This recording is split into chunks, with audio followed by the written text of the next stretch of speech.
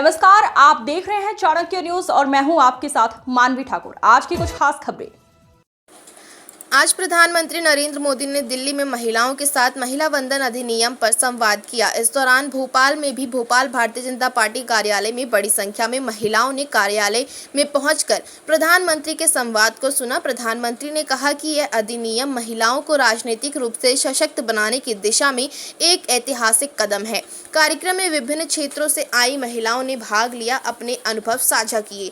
प्रधानमंत्री ने महिलाओं से सीधे बातचीत करते हुए उनकी राय और सुझाव भी सुने। उन्होंने कहा कि इस कानून के लागू होने से संसद और विधानसभाओं में महिलाओं की भागीदारी बढ़ेगी, जिससे नीति निर्माण में उनकी भूमिका मजबूत होगी। कार्यक्रम का उद्देश्य महिलाओं को इस अधिनियम के प्रावधानों के बारे में जागरूक करना और उन्हें लोकतांत्रिक प्रक्रिया में अधिक सक्रिय भागीदारी के लिए प्रेरित करना था। इस पहल को महिला सशक्तिकरण की दिशा में महत्वपूर्ण कदम माना जा रहा है।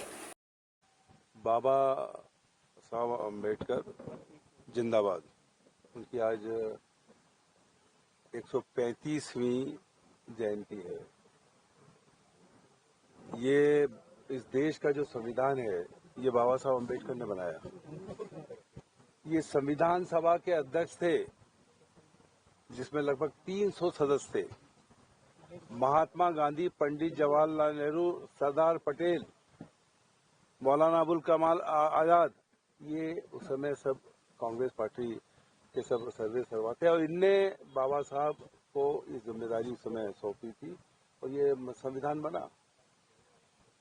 और जब 26 जनवरी 1950 को लागू हुआ तो पंडित जवाहरलाल नेहरू देश के प्रधानमंत्री थे।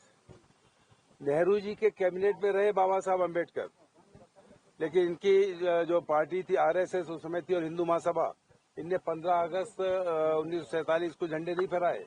आरएसएस के नागपुर उसमें सालों साल तक झंडा नहीं फहराया और बाबा साहब अम्बेडकर को चुनाव में हराने के लिए पूरी हिंदू महासभा आरएसएस में लगी थी और उनके पुतले जलाए थे उस समय। और ये वो लोग हैं जो अभी पिछले लोकसभा चुनाव में कहा था कि 400 पार लाना है और बाबा साहब अम्बेडकर के संविधान को बदल डालना है। तो एक चीज बता देना चाहता हूं कि कांग्रेस पार्टी बाबा साहब अम्बेडकर के संविधान को बदलने की कोशिश करेगा तो ईंट का जवाब पत्थर से देंगे। आज बाबा साहब अम्बेडकर के संविधान की वजह से जो सार्वभौमिकता इस देश के अंदर है, गरीब से गरीब आदमी को शिक्षा का अधिकार है, रोजगार का अधिकार है, आगे बढ़ने का अधिकार है, व्यवसाय का अधिकार है, ये सब बाबा साहब की देन है। और इसीलिए हमने देखा कि कल रात को 12 बजे 10,000 से ज्यादा लोग यहाँ पे इकट्ठे थे।